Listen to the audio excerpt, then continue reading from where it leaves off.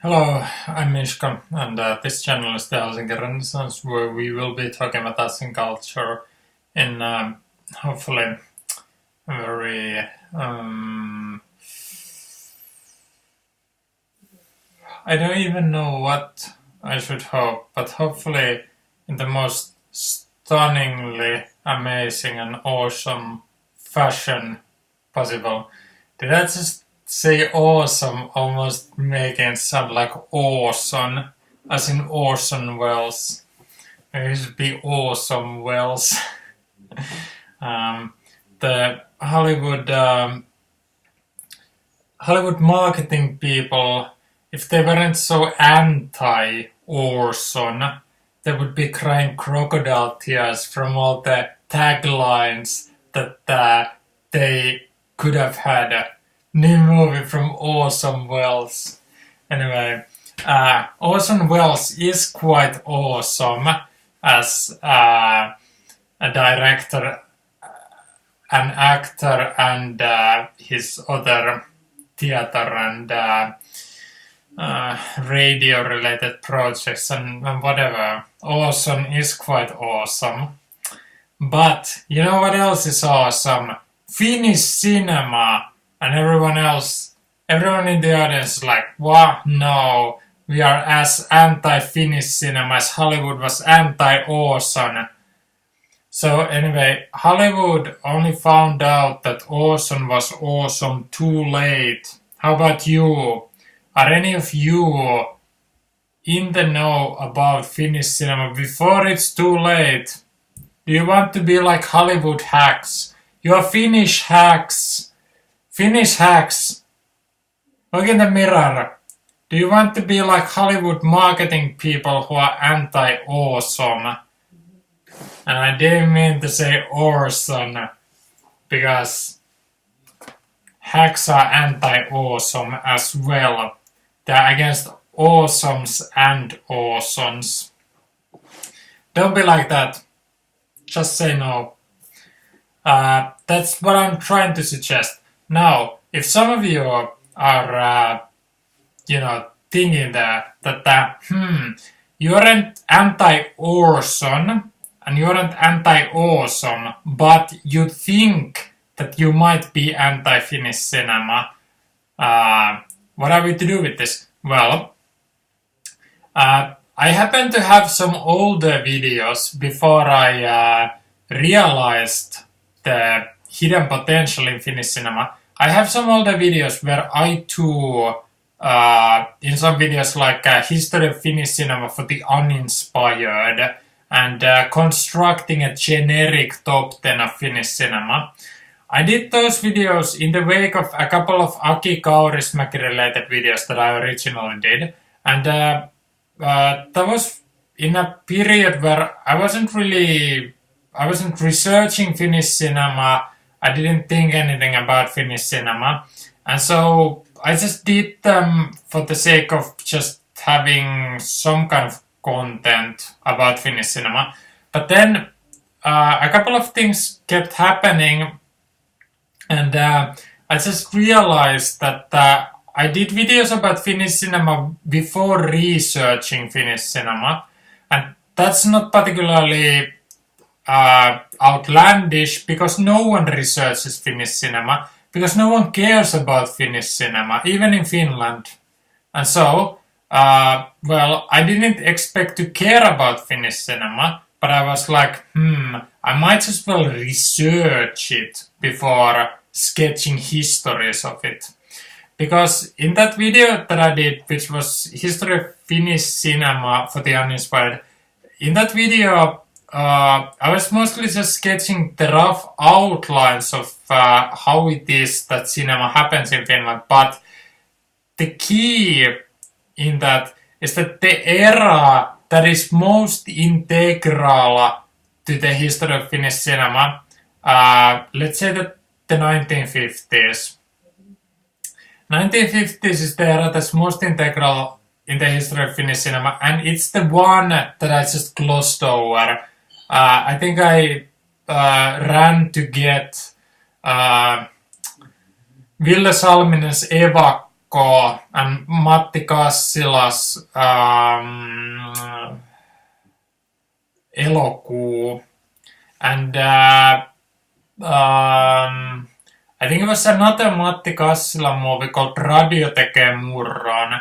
So I just picked 3 films at random to represent the 50s of the 1950s of Finnish film culture.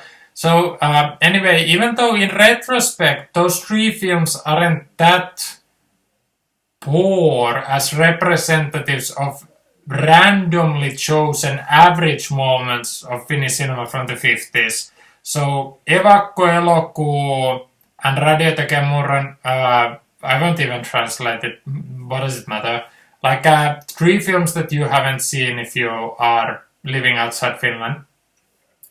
So anyway, those are actually fairly well chosen as far as average films are concerned, even though well, they are different forms of classics, but they aren't really among the more obvious classics in Finnish cinema, not by a long shot.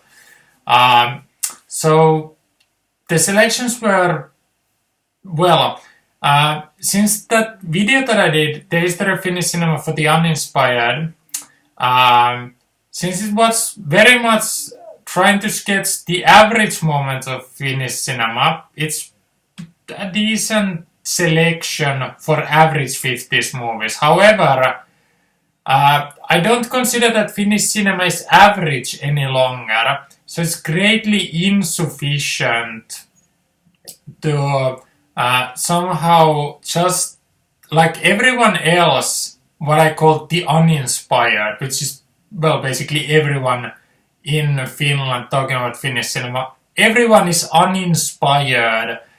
Even the great Peter von Baag, he was threatening, you know, like when you look at how Peter von Baag talked about foreign films, I think I have...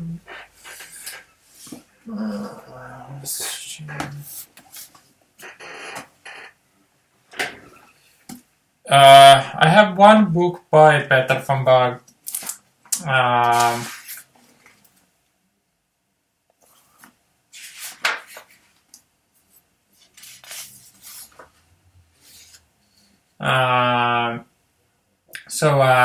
Here's Peter von Baag's essays about Victor Sjöström, Carl Theodor Dreyer, Robert Bresson, Alain René, who is Henri Decoing? I'm sorry, I've never heard of that particular gentleman.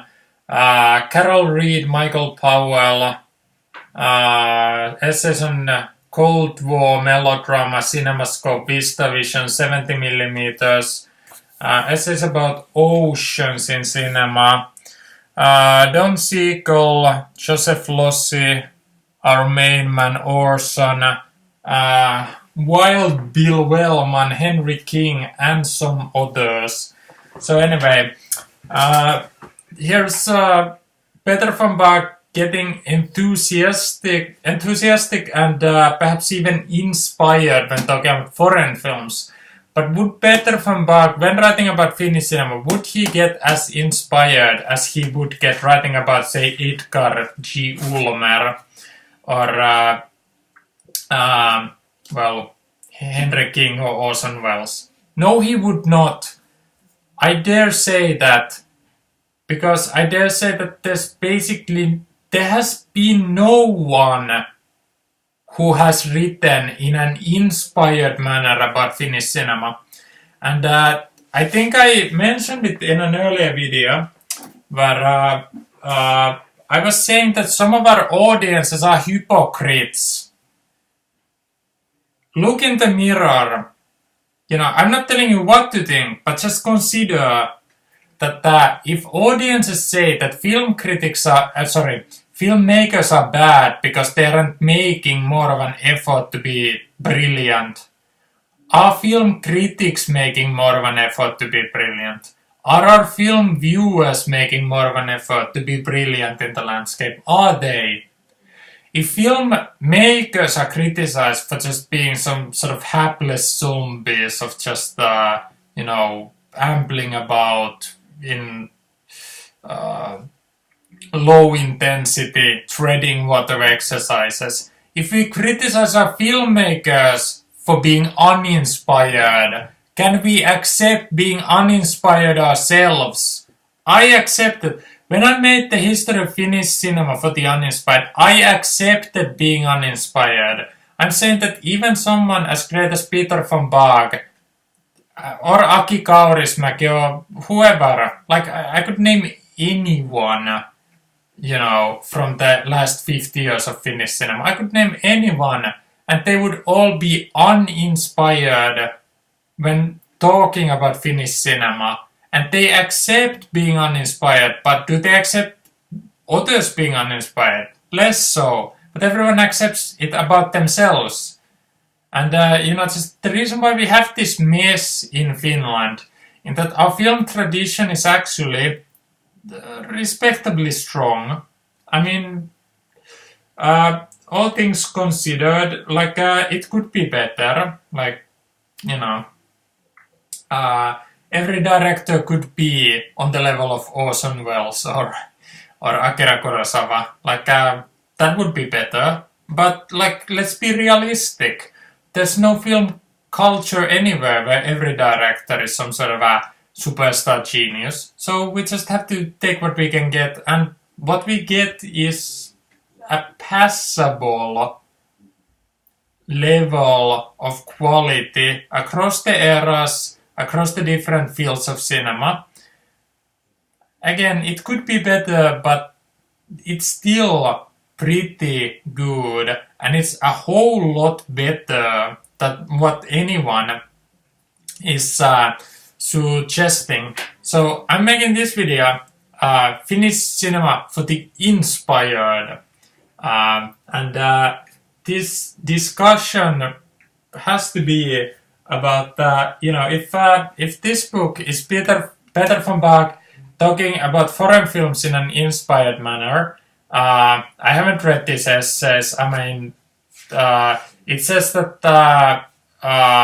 ulkomailla julkaistut esseet, so essays published abroad. So by all accounts, these are pretty random choices. Like, you know, well, I mean, as I said, I haven't read what he said about the oceans in movies, for instance, but the whole point is that, yes, these are all somewhat random selections, but what makes a man write random essays? Being inspired. And that's precisely the tone that I'm trying to bring to discussions about Finnish cinema, you know, to be the only person inspired by Finnish cinema. And I already know everyone else is saying that they don't think that Finnish cinema is capable of inspiring them. I've heard multiple other people say that they consider that they have given Finnish cinema a chance and they don't like what they have seen. My argument would be that they've been watching the wrong films, but they said they don't trust that the more obscure stuff, like they think that the obscure stuff is obscure for a reason. But, you know, I mean, I've said this before and I will say it again. French cinema did not become better after the New Wave era. French cinema got drastically worse, but the New Wave was absolutely essential because people such as Robert Bresson had been complaining. Alfred Hitchcock was another person who was complaining about this, is that people were doing filmed theater, and that, you know, Alfred Hitchcock was famously asked, do film schools serve any kind of purpose? And Hitchcock said that yes, but only if people make silent films in the And why would anyone make silent films in a film school in the sound era? Because Hitchcock thought that it would allow a person to gain a pictorial understanding. They would do what Hitchcock called pure cinema.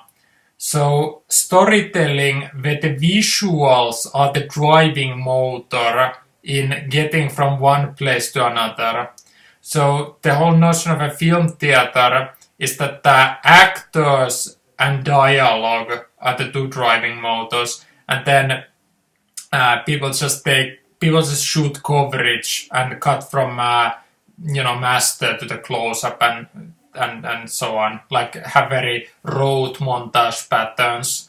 But everyone was able to see it in the 1950s that the golden age was about to end, and that the boulevard theater had crept into cinema, so that people were just cranking out film theater. And lots of people like Hitchcock and Bresson, they weren't having it. They just thought that was inarguably the wrong way of going around it. And if the new waves hadn't happened, the boulevard theater would have just become the norm. Producers would have rejected the idiosyncratic wild directors, the Orson Welles of the world. They would have rejected those and just have some sort of a reliable studio person do simple, sitcom-like works, so that the film versions of I Love Lucy or something like that. I mean, that would have been the future of cinema if the new wave artists didn't wrestle the story of cinema away from the producers back to the directors, so that television eventually came, and television sort of became the home of the boulevard, the filmed boulevard theater, so that let's just say that some people like familiar stories, or some people like very simple themes, or whatever you want to call it. But by no means does everyone go to the theater to get some sort of either grand spectacles or get some sort of profound experiences or whatever. Some people just want simple night out and whatever. So that's why boulevard theater eventually was there as like a popular alternative to the Samuel Beckett's and William Shakespeare's of the world. And cinema had a bit of the boulevard theater, and then television became the home for it. So anyway, I said in my introduction to Finnish New Wave, in that how it is that cinema answered television coming to its turf, competing with the audience, is that cinema did two things. They started moving away in 1960. Cinema started moving away from the mid-size. So the blockbuster was reborn, in that filmmakers tried to make things so expensive, so dazzling, that television could never dream of competing with the West Side Story or Ben-Hur type movies. And cinema started making these quirky, small budget films like Godard's Breathless or Oshima's Death by Hanging. So stuff that the television would never dare to air. So cinema went for the biggest and the smallest, and that's how it tried to compete with the theater. And New Wave was absolutely essential to establish an alternative form of cinema, so that it wouldn't just be all tent poles all the time. So it wouldn't just be, Guo Vadis and Ten Commandments and John Foster searches, so that there would be some sort of a different way that cinema would be a more interesting place. New Wave was essential, but I cannot, in all honesty, say that cinema would have become better post 59 than pre 59. I think that cinema became drastically worse. And, just any which way we try to explain the situation, the earlier generations just had more talent. Like, when we look at this kind of situation that, if first there's like Fritz Lang and Carl Theodor Dreyer, and then there's like, and John Ford, and then there's like, Akira Kurosawa and Satyajit Ray, for instance, and Billy Wilder. And then after that, there's like Martin Scorsese, Francis Ford Coppola, Brian De Palma. And then there's Quentin Tarantino, Richard Linklater, Sofia Coppola. And then there's whatever young people are doing films nowadays. But like, it just seems like this, like trending down in that every generation makes less and less epic movies. In that, people forget about how many misfires somebody like Scorsese and Coppola have. And like with, Linklater or Tarantino, like hardly everything is a home run. So like really, it just seems like every passing generation, it just gets more and more difficult to find classics. And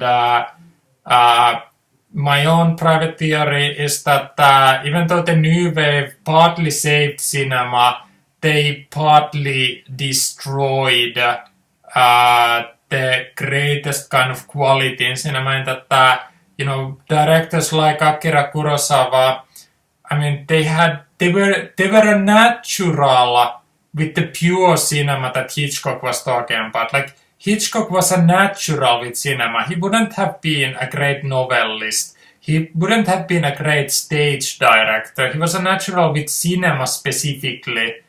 But the more time goes on, like, we are losing the naturals with cinema. They are doing that film theater where they're just shooting coverage. We like, perhaps some people want to think of themselves as a natural for cinema, but it's only because they lack any kind of talent with any of the art forms. So like, basically what I'd say that there's no reason why they wouldn't be able to work in theater. There's no reason why they wouldn't be able to work in television. Like, they'd lose nothing with the drop-off. So, we don't have a whole lot of naturals with cinema. So New Wave, even though partly it saved cinema, partly it started this trend of, it started cinema trending down, and cinema started trending down specifically because of the actions of the New Wave people. But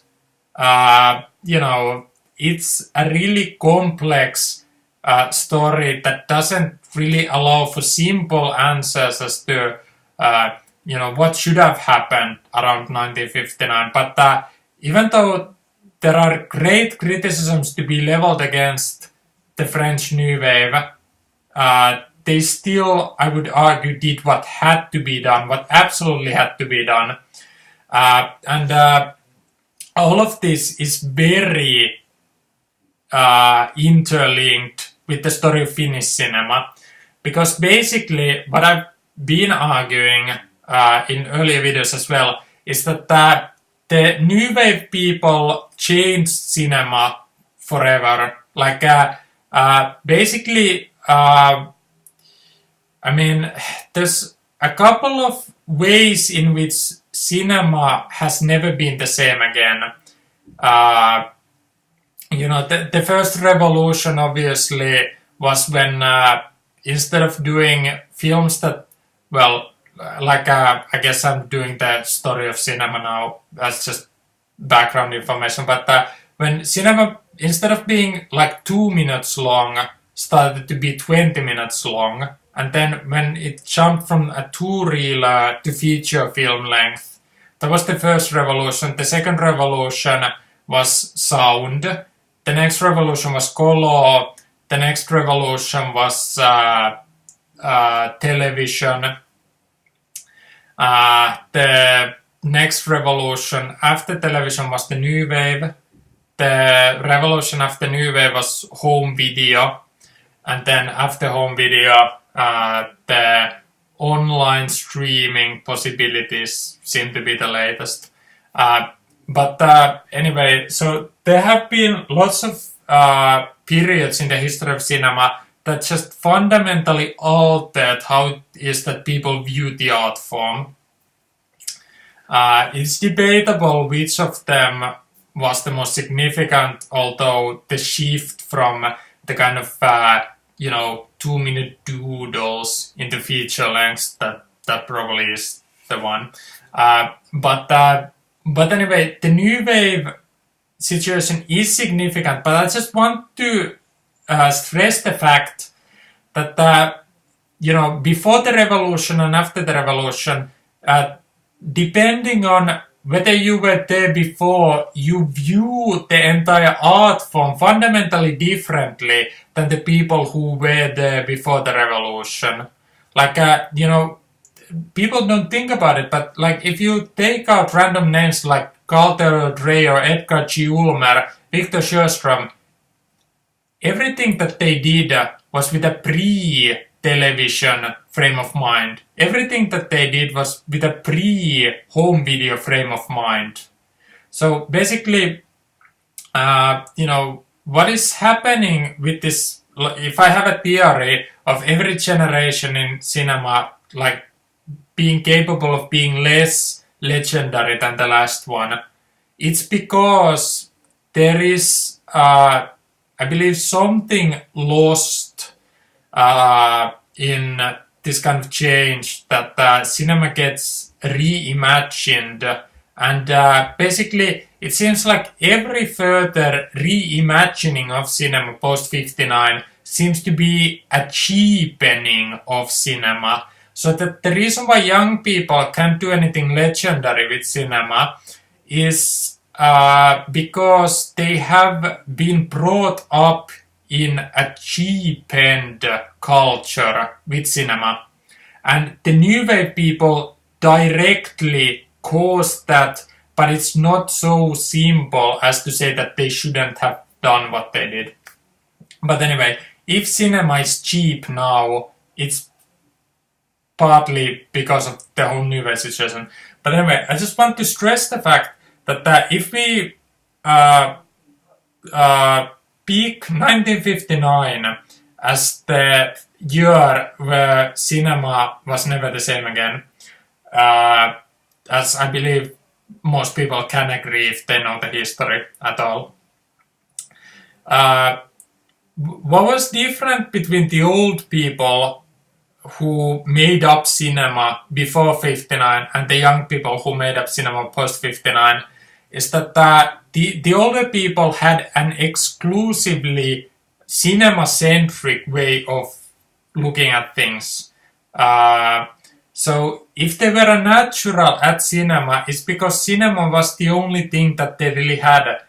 But then the more time went on, the more that television came as an alternative, home video, the more that the world started getting smaller because of globalization.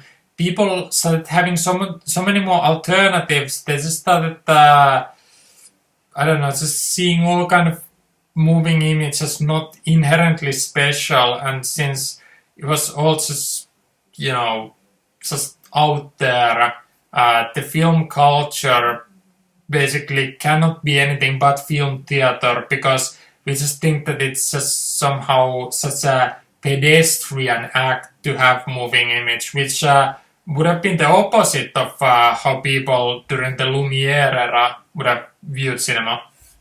But anyway, I'm just saying that the global scene and the Finnish scene are inseparably interlinked because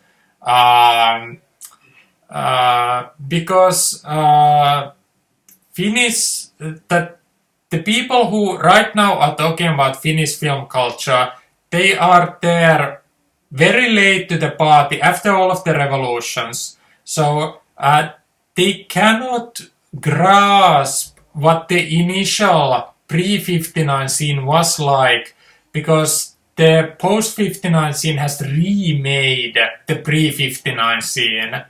Is that,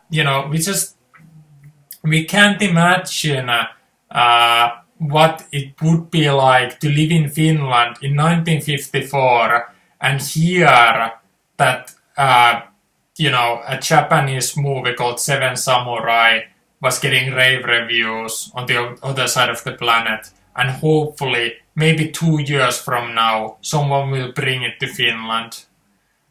So, that kind of a film culture, it's gonna take a while for people to really acclimatize themselves to the older world. So,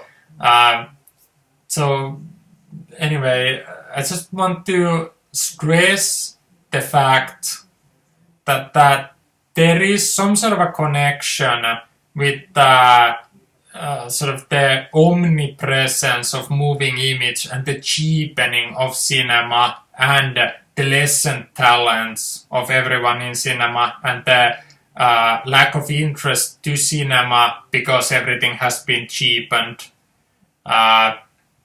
That we are the almost bankrupt heirs to the golden age of cinema. It's still sort of there, but we aren't a proper part of that kind of greatness that was once associated with it.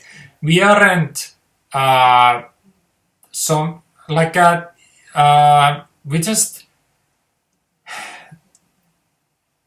we just have developed the wrong attitudes, as far as I can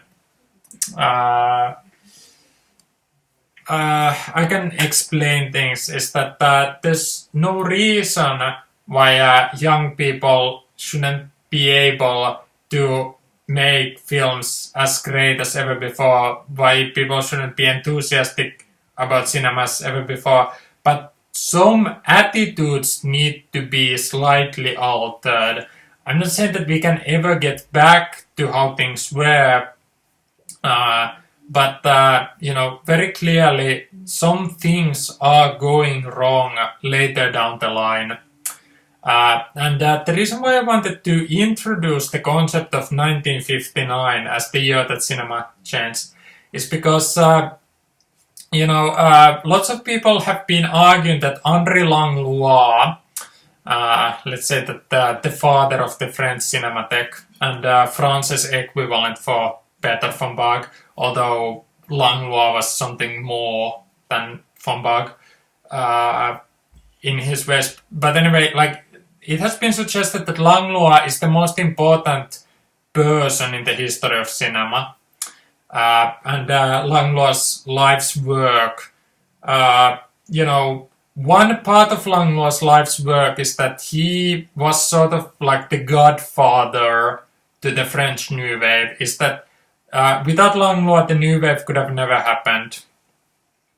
And there were some other figures like André Bazin who were, helping people like François Truffaut, find their voice and find their place in the film culture. But anyway, to me, the Langlois case is the most integral in cinema history, and it's what I would try to use explaining the current problem. Is that what was Henri Langlois' main contribution? He loved cinema. I mean, it wasn't the case that he thought that he could have a career in cinema. It wasn't the case that he thought that cinema was important or whatever. He loved watching movies. I mean, just like some people, love football or whatever. Like the enthusiasm was there first. That's why Langlois was able to influence such a generation, or sometimes multiple generations. I don't know where the light is coming. Sometimes multiple generations of French artists, is because Langlois' passion was winning people over. And I'm saying that what has been lacking in the latter generations is that there hasn't been a Langlois-like figure. Like François Truffaut, he was a very, very famous lifelong film buff. I mean, Truffaut didn't just come out of nowhere. Jean-Luc Godard, the other French New Wave, film fans, then film critics, then filmmakers, they didn't just come out of nowhere. Where did they come from? Henri Langlois made things possible, and his enthusiasm created the film scene. The lack of Langlois-like figures in later generations, it has been showing that the Truffauts and the Godards of the future generations, they didn't have Langlois' passion as the starting point. They didn't have that kind of culture of loving cinema as the starting point. People are coming to cinema and thinking that it's primarily a career, or thinking that perhaps they think that films are important, or perhaps they think that one can get rich in cinema or something. But there's something other than just a love for the culture that is the starting point. Perhaps some people can say that they love it, but like Henri Langlois wasn't trying to be a filmmaker. That's the key. He was just content to first want to save a maximum amount of cinema of the past. So, just to preserve cinema. But, he was just content to love cinema, just for its own sake. And, this, I've mentioned it in the past that a famous episode of Henri Langlois going to New York and asking for a print of Howard Hawks' Only Angels Have Wings. And the people at New York's Museum of Modern Arts being shocked that Langlois would want something that was nothing more than a Howard Hawks movie. Because, people forget that before the generation of French critics, I mean, there is a specific group of American artists who own their international legacy to French critics, like William Faulkner, or Charlie Parker, or Howard Hawks. They gained their most enthusiastic global critics from France specifically.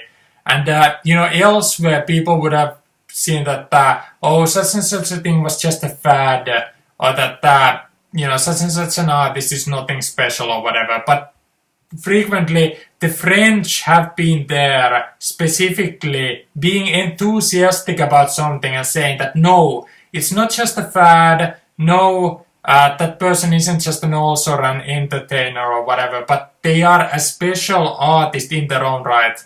And it's Langlois' passion that allowed people like Godard and Truffaut and Chabrol and Romer Rivet, they allowed them to start being part of that movement of resurrecting the, career of Alfred Hitchcock or Howard Hawks, who were dismissed as mere entertainers. The French were the ones who first came and said that no, Hitchcock is not a mere entertainer, Howard Hawks is not a mere entertainer. These are the greatest films that we have in the English language. And everyone else was first like the Museum of Modern Art people, they thought that they were joking. They thought that it was a joke that Alfred Hitchcock could have the greatest films in the English language. Because they thought that Hitchcock was some sort of a funny guy in that TV show where he was, doing some droll commentary before some crime vignettes done in a tragicomic, manner. Like that Hitchcock Presents situation, that was comparable of how he was viewed. No one thought anything of Vertigo. No one thought anything of Notorious. Like those weren't seen as art. Hitchcock wasn't seen as art. Howard Hawks wasn't seen as art. Cinema itself rarely was seen as art. I've read Bertrand Russell essays where he says that, films, they are entertaining enough, but we quickly forget about them and then they're passed into obscurity. The reason why Henri Langlois is the most important person in the history of cinema is because Langlois recognized that films are treated as passing fancies that pass into obscurity, and he wanted to prevent that. He wanted the future generations to be able to see the Howard Hawks movies, the Alfred Hitchcock movies, and make up their own minds about them. It's not an overstatement to say that Langlois saved cinema, in more ways than one. And one of those ways in which he saved cinema is because he allowed people like Godard and Truffaut to not just, come out of nowhere, but come out of the right kind of a film culture. And that's what we are lacking in Finland. And that's what none of you are out there establishing. None of you are part of the right kind of film culture in Finland. And, I could name examples all day long. Like the French cinema has been reimagined multiple times. The New Wave is one of those times. But the reason why I want to keep drawing parallels between the French scene and the Finnish scene is because in Finland we are lacking that Langlois. And so, when the center cannot hold, things fall apart, as William Butler Yeats put it. So we don't have that center, and that's why things are slightly, all over the place. And that Langlois was the most essential center for the greatest period in not just French cinema, but European film scene. Like, there's all sorts of high points with European cinema, but the Langlois Paris was the greatest. And that's what we are lacking in Finland. We don't have the Langlois. And because we don't have the Langlois, that's why our versions of Truffaut, Godard, Rivet, etc., that's why they are so diminished. It's because they have accepted the cheapened image. Werner Herzog said that we are surrounded by worn-out images and we deserve new ones. Yes, we do, but we also deserve that people recognize the problem. And that's what I'm trying to, highlight in this video, is that the problem isn't just a couple of people on top, it's everyone involved in the culture. And it's because enthusiasm just for the culture isn't basically the driving force for everyone in that culture. That's what created the cheapened image. We don't do what's right. We do what's easy. That's what explains a lot of things, across our societies. We don't do what's right, we do what's easy. And that's the Finnish film culture. That's the story of so many forms of culture in so many parts of the globe. But it has to be recognized that we are exclusively doing what's easy. And Langlois said that that's not good enough. Langlois was one of the few people in the history of cinema who was willing to do what was right. And that's just so rare.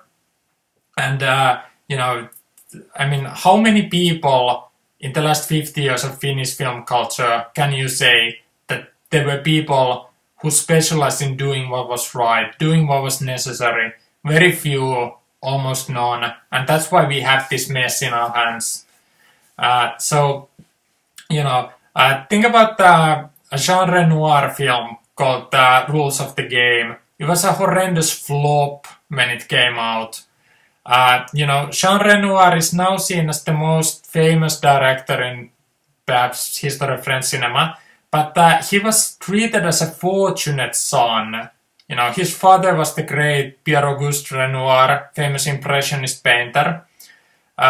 You know, Jean Renoir, he was treated as a rich man's son who was financing his semi-pro filmmaking by selling his father's paintings.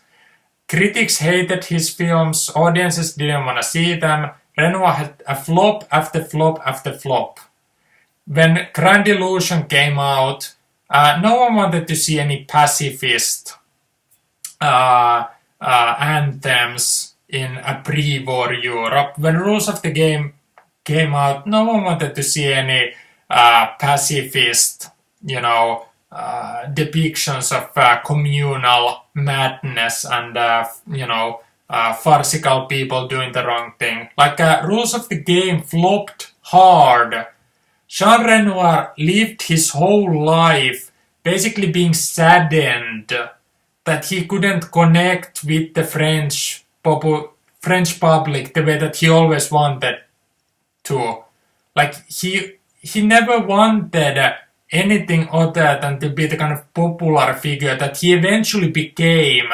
And he only became that because of the Langlois disciples said that the people who originally panned Rules of the Game were wrong. Everyone who established the initial reputation of Rules of the Game was wrong. And the history, like, people nowadays agree with the Langlois disciples. You know, let's say Jacques Tati's Playtime, perhaps the only French film that was a bigger flop than the Rules of the Game, which admittedly was released in a slightly awkward cut. That is not the version of Rules of the Game that people nowadays are seeing. But anyway, like I'm saying that people dismissed Rules of the Game for the wrong reasons still, even if it was rough originally.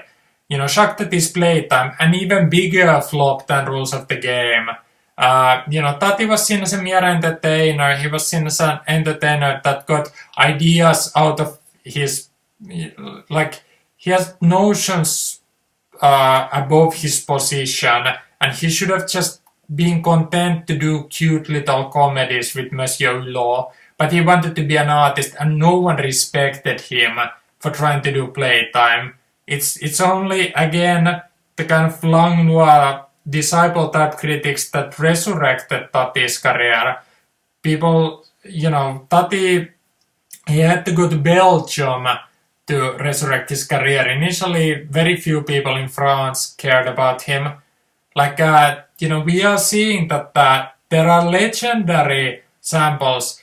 You know, the Abel Gance Napoleon, it was neglected for years. It was just seen as a trivial mammoth of the silent era that no one would want to see again. But when, was it Kenneth Branlow who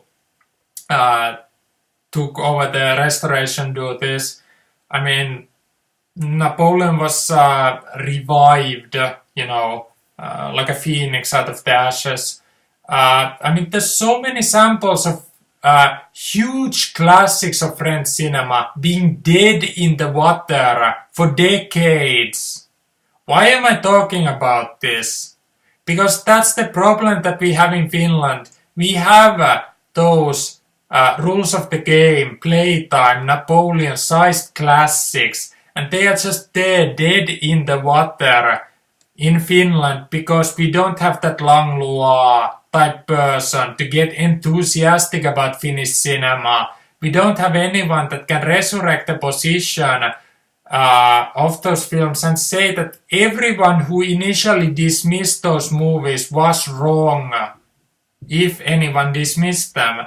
And you know, when some Finnish films premiered initially, they were perfectly well regarded. It's just that we have lost touch to that culture that saw Valentin Vaala or Jorma Nortimo or Erkki Karhu films as events. We have lost touch with that culture, and basically it's just all thrown into the bargain bin as random old stuff. Like, we don't have that kind of a Langlois type person who says that it's not good enough to say that films are here today, gone tomorrow. Like, we need to start resurrecting the best samples of the earlier vintages and to somehow select the best samples of them and get people to care about them again. That was the story of the Langlois Cinematheque. It's not enough to save films from obscurity as far as having the copies theoretically available. You need to get people to actually watch them as well. And that's what we are not getting in Finland. We have the copies saved mostly. We would just need somebody to get them to watch them. And what I'm trying to do is to help people understand that the French classics weren't always considered classics. They had moments where they premiered, sometimes to applause, sometimes to catcalls, but they premiered, were neglected for a long time, and then brought back. Finnish audiences don't seem to understand that that's the norm to foreign film cultures.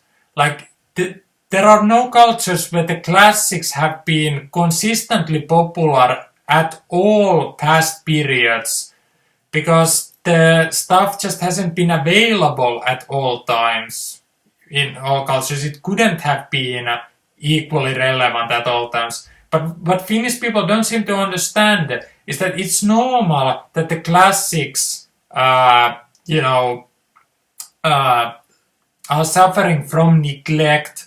And the state of neglect was never intended as some sort of meritocracy in action.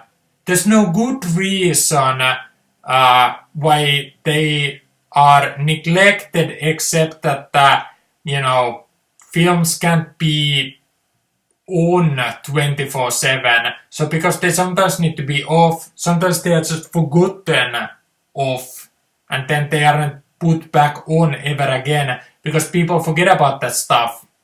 But there's no good reason why some Finnish films are dead in the water, the way that Rules of the Game was, the way that Playtime was, the way that Napoleon was. There's no good reason for it, and we would just really simply need to revive interest in that.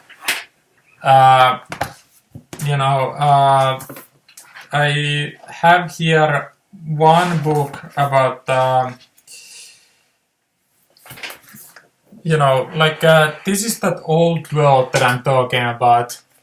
We can't really connect with it the way that perhaps we should, but I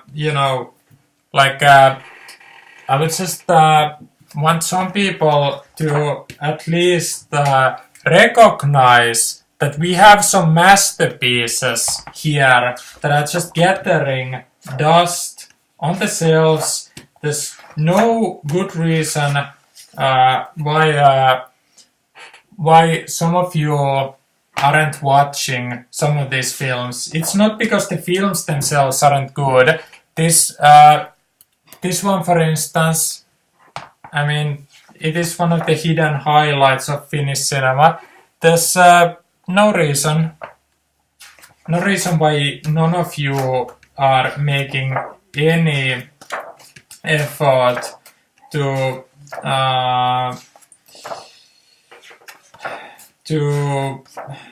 give any of this any kind of a chance. Even I haven't even heard of some of this, but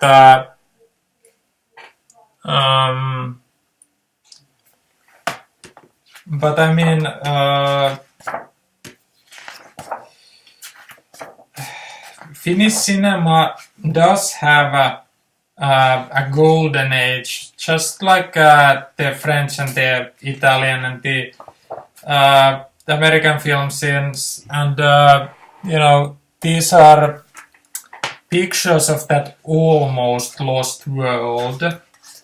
And what I'm trying to do with these videos is to get people to recognize that yes, it's mostly lost, I suppose, but you know,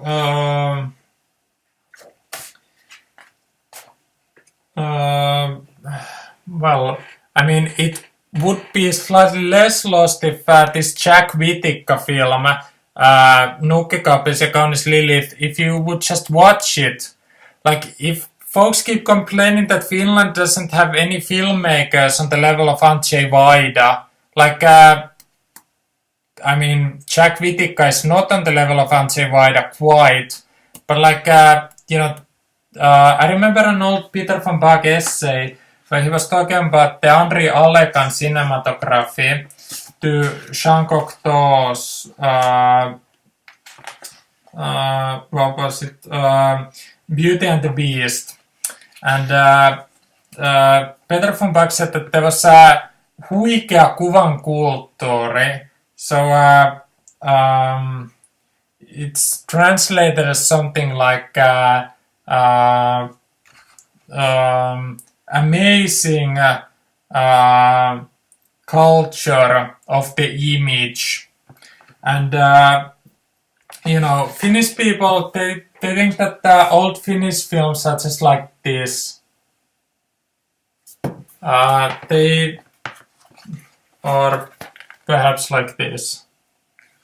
But you know, like this book, for instance, it does display that kind of you know, Henri Alekan-like culture that is here in Finland. Like you know, like say what you will, but like I mean, this is pretty undeniable. This is more Henri Alekan-like than a lot of the stuff that Henri Alekan himself shot.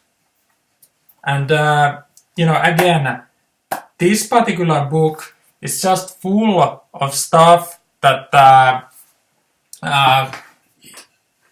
films, a lot of the films that I haven't personally seen and films that you haven't personally even heard of. And there's no qualitative reason why you haven't heard of them. There isn't any kind of perfect meritocracy that the most famous films are the best. Like, I mean, Michael Bay would be the best filmmaker of all time if, you know, having heard of stuff was some sort of proof of innate quality. And that there's all sorts of reasons why you have heard of things and why you haven't heard of things. And you not having heard of something just in no way correlates to them lacking in quality. I mean, Finnish cinema has nothing but neglected masterpieces, and it's because we are neglecting doing the right thing in other fields of the culture, that we are just losing connections with the past eras, with some of the ways of doing things that we should have. You know, the past era is sort of there, passed on to us, but it's not a case that you know, we would automatically, you know, just with the flick of the switch acclimatize to that level and get what people used to get. We aren't getting that because everything has been cheapened for us for some of the reasons that I've outlined on this video. And I'm just trying to get at least some people to wake up and to realize what the problem is. And you know, this isn't the first video that I've done, and won't be the last.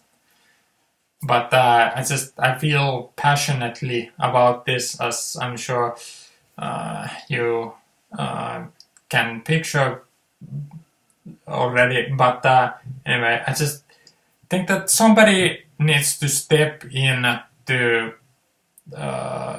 you know, doing things in a better way. And in my small ways, I'm trying to do that.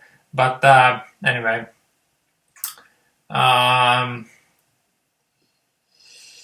yeah, I guess I already said more or less what I needed to say with this particular video. So anyway, thank you for watching, and I hope you'll watch some of the other videos as well. But yeah, bye bye for now.